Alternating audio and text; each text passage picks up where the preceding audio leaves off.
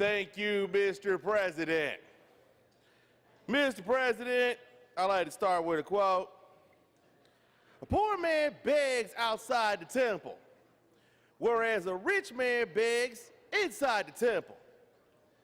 My fellow senators and colleagues, what we have in this bill is what happens when the rich men begging inside the temple get their way. This bill is nothing more than a giveaway to insurance companies and another backdoor tax increase on working families. Time after time, my colleagues across the aisle have pushed policies that add another fee increase, another tax burden onto the backs of the regular Michigan residents, the people who can least afford to bear them.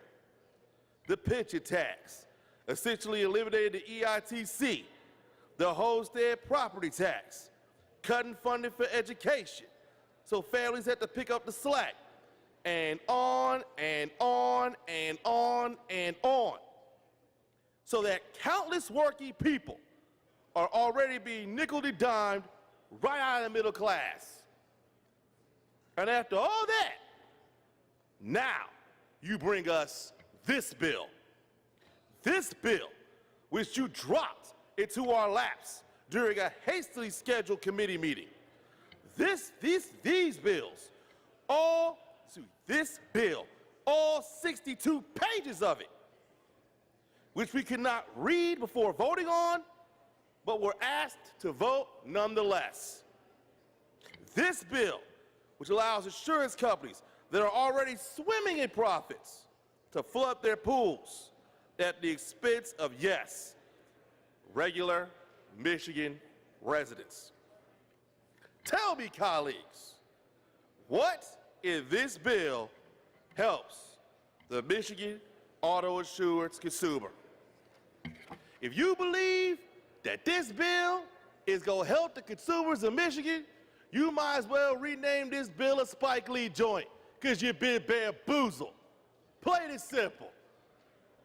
The consumer, who, as you know, already pays the highest auto insurance premiums in the nation. And please don't tell me it's competition. That competition between companies will drive down prices, because they have it. They have it now, and they won't in the future, and they won't under this bill.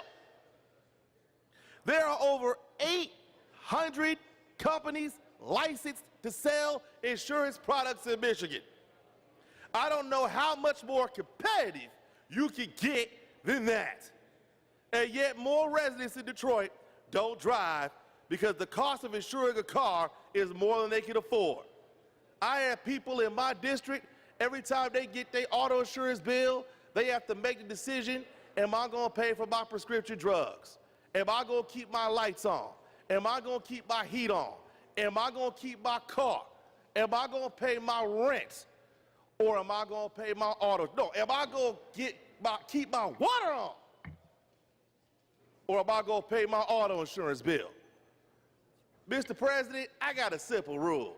You should never make life decisions every time you get your auto insurance bill. You just shouldn't. And that's what people are doing. Am I going to fill my car up with gas, or am I going to pay my auto insurance bill? It's absurd. It's wrong. It's preying upon poor people. It needs to stop. Let's make today be the day where we have our priorities straight and we put the people over the corporations. It's wrong. We can do better. People deserve better.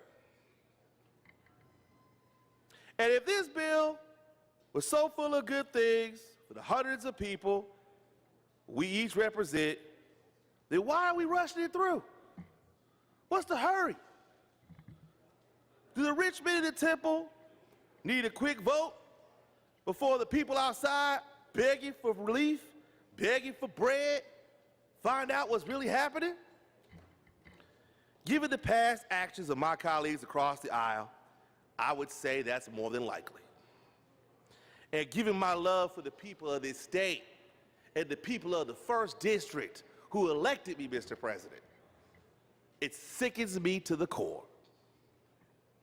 Colleagues, I hope you would join me in voting against this bill and working together on a new bill that benefits the people we serve, not the companies that cut 6-figure campaign checks. Mr. President, we need legislation that's going to provide fairness in auto insurance rates for everybody. We need fairness in rates today, fairness in rates tomorrow, and fairness in rates forever. And if we don't get that, Mr. President, we need to vote this bill down. So please join me, and I hope my colleagues will join me in voting no. Thank you, Mr. President, and I like my words printed in the journal.